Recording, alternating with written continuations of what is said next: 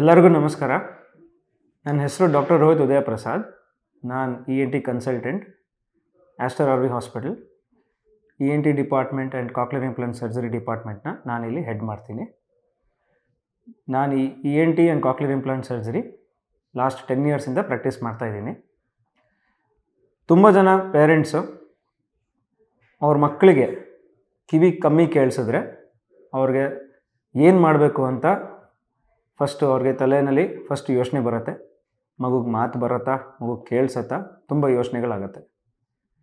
ನಮ್ಮ ಸ್ಟೇಟ್ನಲ್ಲಿ ತುಂಬ ಜನ ಮಕ್ಕಳಿಗೆ ಯಾವಾಗ ಹುಟ್ಟಿದಾದ್ಮೇಲೆ ಅವ್ರಿಗೆ ಕಿವಿ ಕೇಳಿಸಲ್ಲ. ಹಾಗಾಗಿ ಮುಂದಕ್ಕೆ ಹೋಗ್ತಾ ಹೋಗ್ತಾ ಯಾವ ಮಕ್ಕಳಿಗೆ ಕಿವಿ ಕೇಳಿಸಲ್ವೋ ಅವ್ರಿಗೆ ಮಾತು ಬರಲ್ಲ. ಇದು ಫಸ್ಟು ಐಡೆಂಟಿಫೈ ಮಾಡಲೇಬೇಕಾಗತ್ತೆ. ಆದಷ್ಟು ಬೇಗ ಇದನ್ನ ಕಂಡುಹಿಡಿಬೇಕಾಗತ್ತೆ. ತುಂಬ ಜನ ಪೇರೆಂಟ್ಸಿಗೆ, ತಂದೆ ತಾಯಿಗಳಿಗೆ ಯಾವಾಗ ಟೆಸ್ಟ್ ಮಾಡಬೇಕು, ಹೇಗೆ ಟೆಸ್ಟ್ ಮಾಡಬೇಕು ಅಂತ ಗೊತ್ತಿರಲ್ಲ. ಮಗು ಹಾಗೆ ಬೆಳ್ಕೊಂಡು ಹೋಗುತ್ತೆ. ಮಗು ದೊಡ್ಡವರು ಆಗ್ತಾರೆ. 1 ವರ್ಷ 2 ವರ್ಷ ಆದಮೇಲೂ ಮಾತು ಬಂದಿರಲ್ಲ. ಆವಾಗ ತಂದೆ ತಾಯಿಗೆ ಸ್ವಲ್ಪ ಯೋಚನೆ ಆಗುತ್ತೆ, ಇನ್ನೂ ಮಗು ಮಾತಾಡಿಲ್ಲ, ಅವರು ವಯಸ್ಸವ್ರ ಮಕ್ಕಳೇ ಮಾತಾಡೋಕ್ಕೆ ಸ್ಟಾರ್ಟ್ ಮಾಡಿದ್ದಾರೆ. ಆವಾಗ ಅವರು ಡಾಕ್ಟ್ರ್ ಹತ್ರ ಬರ್ತಾರೆ. ನಮ್ಮ ಹಾಸ್ಪಿಟಲ್ನಲ್ಲಿ ನಾವು ಎಲ್ಲ ಮಕ್ಕಳು ಯಾವಾಗ ಹುಟ್ಟುತ್ತಾರೋ ಅವ್ರಿಗೆ ಹುಟ್ಟಾದ್ಮೇಲೆ ಅವ್ರಿಗೆ ಕಿವಿ ಕೇಳಿಸೋದು ಒಂದು ಟೆಸ್ಟ್ ಅಂತ ಮಾಡ್ತೀವಿ. ಅದು ಓಟೋ ಅಕೋಸ್ಟಿಕ್ ಎಮಿಷನ್ ಟೆಸ್ಟ್ ಅಂತ ಹೇಳ್ತೀವಿ. ಅದರಲ್ಲಿ ಕಂಡುಹಿಡಿಬೋದು ಯಾವ ಮಕ್ಕಳಿಗೆ ಕೇಳಿಸಲ್ವೋ, ಯಾವ ಮಕ್ಕಳಿಗೆ ಕೇಳಿಸುತ್ತೆ ಅಂತ. ಇದು ಭಾರಿ ಮುಖ್ಯ. ಎಲ್ಲ ಮಕ್ಕಳಿಗೂ ನಮ್ಮ ಸ್ಟೇಟ್ನಲ್ಲಿ ಮಾಡಬೇಕಾಗಿರೋದು. ಇದರಲ್ಲಿ ನಮಗೆ ಗೊತ್ತಾಗತ್ತೆ ಯಾವ ಮಕ್ಕಳಿಗೆ ಕೇಳಿಸೋದು ತೊಂದರೆ ಇದೆ. ಅವ್ರನ್ನ ನಾವು ಮುಂದಕ್ಕೆ ನೋಡಿಕೊಂಡು ಮುಂದೆ ಟೆಸ್ಟ್ಗಳು ಮಾಡಿಕೊಂಡು ಮುಂದೆ ಐಡೆಂಟಿಫೈ ಆಗಿ ಯಾವ ಕಾರಣ, ಎಷ್ಟು ಕಮ್ಮಿ ಕೇಳಿಸುತ್ತೆ ಎಲ್ಲ ವಿಷಯ ತಿಳ್ಕೊಂಡಾದ್ಮೇಲೆ ಅವ್ರಿಗೆ ಮುಂದಕ್ಕೆ ಟ್ರೀಟ್ಮೆಂಟು ಕೊಡ್ಬೋದು. ಸ್ವಲ್ಪ ಜನ ಮಕ್ಕಳು ಫುಲ್ ಕಿವಿ ಕೇಳಿಸೋದೇ ಇಲ್ಲ ಹುಟ್ಟಾದ್ಮೇಲೆ. ಇಂಥ ಮಕ್ಕಳಿಗೆ ನಾವು ಹೇಳ್ತೀವಿ ಪ್ರೊಫೌಂಡ್ ಹಿಯರಿಂಗ್ ಲಾಸ್ ಅಂತ ಹೇಳ್ತೀವಿ. ಇಂಥ ಮಕ್ಕಳಿಗೆ ಟ್ರೀಟ್ಮೆಂಟ್ ಇದೆ. ಮೇನ್ ಟ್ರೀಟ್ಮೆಂಟ್ ಇಂಥ ಮಕ್ಕಳಿಗೆ 9ನೇ ತಿಂಗಳು ವಯಸ್ಸಿಂದ ಕಾಕ್ಲಿಯರ್ ಇಂಪ್ಲಾಂಟ್ ಸರ್ಜರಿ ಅಂತ ಮಾಡ್ಬೋದು. ಇವಾಗ ತುಂಬ ಜನ ಪೇರೆಂಟ್ಸ್ ಕೇಳ್ತಾರೆ, ಆಪ್ರೇಷನ್ನ ಚಿಕ್ಕ ಮಗುಗೆ ಆಪ್ರೇಷನ್ ಮಾಡಬೇಕಾ? ಹೌದು. ಈ ಆಪ್ರೇಷನ್ನಿಂದ ಮಗುಗೆ ಕೇಳ್ಸೋಕ್ಕೆ ಸ್ಟಾರ್ಟ್ ಆಗುತ್ತೆ. ಮಗು ಕರೆಕ್ಟ್ ವಯಸ್ಸಿನಲ್ಲಿ ಕೇಳಿಸಿದ್ರೆ ಮಗು ಮುಂದೆಗೆ ಕರೆಕ್ಟಾಗಿ ಮಾತು ಬರುತ್ತೆ. ಕಾಕ್ಲಿಯರ್ ಇಂಪ್ಲಾಂಟ್ ಸರ್ಜರಿನಲ್ಲಿ ಒಂದು ಆಪ್ರೇಷನ್ ಮಾಡಿ ತಲೆ ಮೇಲೆ ಒಂದು ಇಂಪ್ಲಾಂಟ್ ಅಂತ, ಕಾಕ್ಲಿಯರ್ ಇಂಪ್ಲಾಂಟ್ ಡಿವೈಸ್ ಅಂತ ಕೂರಿಸಿ ಅದರದ್ದು ಎಲೆಕ್ಟ್ರೋಡ್ ಅಂತ ಇರುತ್ತೆ, ಅದು ಕಿವಿ ಒಳಗಡೆ, ಒಳಗಿನ ಕಿವಿ ಒಳಗೆ ಹಾಕಿ ಆಪ್ರೇಷನ್ನ ಕ್ಲೋಸ್ ಮಾಡ್ತೀವಿ. ಅದಾದಮೇಲೆ 3 ವಾರ ಆದಮೇಲೆ ಅದಕ್ಕೆ ಒಂದು ಆಚೆ ಕಡೆ ಡಿವೈಸ್ ಅಂತ ಒಂದು ಬರುತ್ತೆ, ಆಚೆ ಒಂದು ಸೌಂಡ್ ಪ್ರೊಸೆಸರ್ ಅಂತ ಇಡ್ತೀವಿ. ಅದು ಕನೆಕ್ಟ್ ಆದಮೇಲೆ ಮಗುಗೆ ಕೇಳ್ಸೋಕ್ಕೆ ಸ್ಟಾರ್ಟ್ ಆಗುತ್ತೆ. ಈ ಮಕ್ಕಳಿಗೆ ಏನಕ್ಕೆ ತೊಂದರೆ ಆಗುತ್ತೆ? ಒಳಗಿನ ಕಿವಿದ ಕೆಲಸ ಏನು ಮಗು ಕೇಳಿಸುತ್ತೋ, ಸೌಂಡ್ ಆಚೆಯಿಂದ ಸೌಂಡ್ ಒಳಗೋಗುತ್ತೋ ಅದು ಒಳಗಿನ ಕಿವಿನಲ್ಲಿ ಎಲೆಕ್ಟ್ರಿಕಲ್ ಸಿಗ್ನಲ್ಸ್ನಲ್ಲಿ ಬದಲಾವಣೆ ಆಗಿ ಅದು ಬ್ರೈನಿಗೆ ಸಿಗ್ನಲ್ಸ್ ಹೋಗುತ್ತೆ. ಈ ಕೆಲಸ ಒಳಗಿನ ಕಿವಿ ಮಾಡಲ್ಲ, ಇಲ್ಲ ಕಮ್ಮಿ ಶಕ್ತಿ ಇರುತ್ತೆ, ಇಲ್ಲ ಒಳಗಿನ ಕಿವಿದು ಬೆಳವಣಿಗೆ ಇರೋದೇ ಇಲ್ಲ. ಯಾವ ಮಕ್ಕಳಿನಲ್ಲಿ ಒಳಗಿನ ಕಿವಿ ಇದ್ದು ಕೆಲಸ ಮಾಡ್ತಾ ಇಲ್ವೋ ಅಂಥ ಮಕ್ಕಳಿನಲ್ಲಿ ಈ ಥರ ಕಮ್ಮಿ ಕೇಳಿಸೋದು ಪ್ರಾಬ್ಲಮ್ ಕಾಣಿಸುತ್ತೆ. ಈ ಪ್ರಾಬ್ಲಮ್ಗೋಸ್ಕರ ನಾವು ಕಾಕ್ಲಿಯರ್ ಇಂಪ್ಲಾಂಟ್ ಸರ್ಜರಿ ಮಾಡಿ ನಾವು ಮಕ್ಕಳಿಗೆ ಕೇಳಿಸೋಕ್ಕೆ ಸ್ಟಾರ್ಟ್ ಮಾಡಿಸ್ಬೋದು. ಆಪ್ರೇಷನ್ ಒಂದು ಭಾಗ.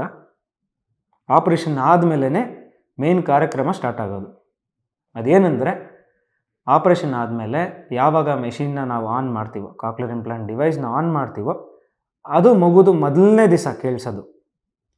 ಅದು ಫಸ್ಟ್ ಡೇ ಆಫ್ ಹಿಯರಿಂಗ್ ಅಂತ ಹೇಳ್ತೀವಿ. ಅಂದರೆ ಮಗು ನಾವು 9 ತಿಂಗಳು ಇಲ್ಲ 10 ತಿಂಗಳು ಮಗುಗೆ ಆಪ್ರೇಷನ್ ಮಾಡಿದ್ರೆ 11ನೇ ತಿಂಗಳಿನಲ್ಲಿ ಕಾಕ್ಲಿಯರ್ ಇಂಪ್ಲಾಂಟ್ ಡಿವೈಸ್ನ ನಾವು ಆನ್ ಮಾಡಿ ಸ್ವಿಚ್ ಆನ್ ಮಾಡಿದಾಗ ಅದು ಮಗುದು ಮೊದಲನೇ ದಿವಸ ಕೇಳಿಸೋದು. ಆದರೆ ಮಗು ತಲೆ 11 ತಿಂಗಳು ಆಲ್ರೆಡಿ ಮುಂದಕ್ಕೆ ಹೋಗ್ಬಿಟ್ಟಿದೆ. ಈ ಸಮಯದಲ್ಲಿ ಮಕ್ಕಳಿಗೆ ಥೆರಪಿ ಇಲ್ಲ ಹ್ಯಾಬಿಲಿಟೇಷನ್ ಅಂತ ಹೇಳ್ತೀವಿ, ಕಿವಿ ಕೇಳಿಸೋದು ಟ್ರೈನಿಂಗ್ ಅಂತ ಮಾಡಬೇಕಾಗತ್ತೆ. ಮಗುಗೆ ಕೇಳಿ ಏನು ಸೌಂಡು ವಾತಾವರಣದಲ್ಲಿ ಇದೆಯೋ ಅದು ಅರ್ಥ ಆಗಿ ಅದು ತಲೆಯಲ್ಲಿ ಮಗುಗೆ ಮೆಮೊರಿ ಅಂತ ಫಾರ್ಮ್ ಆಗುತ್ತೆ. ಅದನ್ನು ನಾವು ಲಿಸನಿಂಗ್ ಲ್ಯಾಂಗ್ವೇಜ್ ಅಂತ ಹೇಳ್ತೀವಿ. ಇದು ಫಾರ್ಮ್ ಆದಮೇಲೆ ಮಗುಗೆ ಮಾತಾಡೋ ಸೆಂಟ್ರ್ ಬ್ರೈನ್ಗೆ ಸಿಗ್ನಲ್ಸ್ ಹೋಗಿ ಮಗು ಮಾತಾಡೋಕ್ಕೆ ಸ್ಟಾರ್ಟ್ ಮಾಡುತ್ತೆ. 5ನೇ ವಯಸ್ಸು ಒಳಗಡೆ ಆದಷ್ಟು ಬೇಗ ಮಾಡಿದ್ರೆ, ಒಂದು ಕಿವಿ ಇಲ್ಲ 2 ಕಿವಿಗೂ ಮಾಡಿದ್ರೆ ಮಕ್ಕಳಿಗೆ ಬೆನಿಫಿಟ್ ಆಗುತ್ತೆ. ಲೇಟ್ ಮಾಡಿದಷ್ಟು ಮಕ್ಕಳಿಗೆ ಸ್ಪೀಚ್ನಲ್ಲಿ ಇಲ್ಲ ಮಾತಿನಲ್ಲಿ ಕ್ವಾಲಿಟಿ ಕಮ್ಮಿ ಆಗುತ್ತೆ. ಕೇಳಿಸ್ಬೋದು, ಅದರಲ್ಲಿ ಸ್ವಲ್ಪ ಅರ್ಥ ಆಗ್ಬೋದು, ಮಾತಿನಲ್ಲೂ ಸ್ವಲ್ಪ ಕಮ್ಮಿ ಆಗ್ಬೋದು. ನಾವೆಲ್ಲ ತಂದೆ ತಾಯಿಗಳಿಗೆ ಹೇಳ್ತೀವಿ, ಫಸ್ಟು ಮಕ್ಕಳು ಹುಟ್ಟಾದ ಮೇಲೇ ಫಸ್ಟು ಕಿವಿ ಕೇಳಿಸೋ ಟೆಸ್ಟು ದಯವಿಟ್ಟು ಮಾಡಿಸಿ. ನಿಮಗೆ ಯಾವಾಗ ಅನಿಸುತ್ತೋ ಮಕ್ಕಳು ರೆಸ್ಪಾಂಡ್ ಮಾಡ್ತಾಯಿಲ್ಲ ಅಂದರೆ ನೀವು ಕರೆದ್ರೆ ಮಗು ತಿರುಗಿ ನೋಡಲ್ವ, ನೀವು ಮಾತಾಡ್ಸ್ರೆ ಮಗು ಅದಕ್ಕೆ ತಕ್ಕಾಗಿ ನಿಮ್ಮ ಕಡೆ ನೋಡಲ್ವ, ಇಮಿಡಿಯೇಟಾಗಿ ನೀವು ಆದಷ್ಟು ಬೇಗ ಮಕ್ಕಳನ್ನ ENT ಡಾಕ್ಟರ್ ಹತ್ರ ಕರ್ಕೊಂಡು ಬಂದು ತೋರಿಸಿ ಚೆಕ್ ಮಾಡಿಸಿ ಕಂಡುಹಿಡಿಬೇಕಾಗತ್ತೆ. ಇದು ಆದಷ್ಟು ಬೇಗ ಮಾಡಿದ್ರೆ ಮಕ್ಕಳಿಗೆ ಟ್ರೀಟ್ಮೆಂಟು ಬೇಗ ಕೊಡ್ಬೋದು. ಟ್ರೀಟ್ಮೆಂಟ್ ಲೇಟ್ ಮಾಡಿದಷ್ಟು ಮಕ್ಕಳಿಗೆ ಮಾತಿನಲ್ಲಿ ಕ್ವಾಲಿಟಿ ಕಮ್ಮಿ ಆಗುತ್ತೆ. ಏನೇ ಆದ್ರೂ ಕಿವಿ ಕಮ್ಮಿ ಕೇಳಿಸೋದಕ್ಕೆ ಟೈಮ್ ಕರೆಕ್ಟಾಗಿ ಬಂದರೆ ಟ್ರೀಟ್ಮೆಂಟು ಕರೆಕ್ಟಾಗಿ ಆಗುತ್ತೆ. ಲೇಟ್ ಮಾಡಿದಷ್ಟು ಪ್ರಾಬ್ಲಮ್ ಆಗುತ್ತೆ. ಇದೇ ಕಾಕ್ಲಿಯರ್ ಇಂಪ್ಲಾಂಟ್ ಸರ್ಜರಿನೂ ದೊಡ್ಡವ್ರನಲ್ಲಿ, ವಯಸ್ಸಾಗಿರೋರ್ನಲ್ಲಿ ನಾವು ಆಪ್ರೇಷನ್ ಮಾಡ್ಬೋದು. ಅಂದರೆ ಯಾರು ವಯಸ್ಸಾಗಿರೋರು ಇವಾಗ ಅವ್ರು ಕಮ್ಮಿ ಕೇಳಿಸಲ್ಲ. ನಮ್ಮ ದೇಶದಲ್ಲಿ ಯಾರ ಕಣ್ಣು ಕಾಣಿಸಲ್ಲ ವಯಸ್ಸಾದವ್ರಿಗೆ, ಅವ್ರಿಗೆ ತುಂಬ ಸಹಾಯ ಮಾಡ್ತಾರೆ. ಕಮ್ಮಿ ಕಿವಿ ಕೇಳಿಸೋರವ್ರಿಗೆ ಜಾಸ್ತಿ ಗಮನನೇ ಕೊಡಲ್ಲ, ಅವ್ರ ಬಗ್ಗೆ ಜಾಸ್ತಿ ಯೋಚನೆ ಮಾಡಲ್ಲ ಜನ. ಯಾಕೆಂದರೆ ಅವ್ರು ಕಣ್ಣು ಕಾಣಿಸೋದೇ ಓಡಾಡ್ತಾ ಇದ್ದಾರೆ ಅಂತ ಬಿಟ್ಬಿಡ್ತಾರೆ. ಆದರೆ ಇಂಥ ವಯಸ್ಸಾದವ್ರಿಗೆ ಯಾರು ಕಮ್ಮಿ ಕೇಳಿಸತ್ತೋ ಇಲ್ಲ ಪೂರ್ತಿ ಕಮ್ಮಿ ಕೇಳಿಸಲ್ವೋ ಅವರು ಜಾಸ್ತಿ ಜನರ ಜೊತೆ ಮಾತಾಡಲ್ಲ. ಯಾಕಂದರೆ ಅವ್ರಿಗೆ ಮೊದಲೇ ಏನು ಮಾತಾಡ್ತಾ ಇದ್ದಾರೆ ಅಂತ ಕೇಳಿಸಲ್ಲ, ಅವರು ಇನ್ವಾಲ್ವ್ ಆಗಲ್ಲ, ಸೋಷಲ್ ಆ್ಯಕ್ಟಿವಿಟೀಸ್ ಕಮ್ಮಿ ಆಗುತ್ತೆ.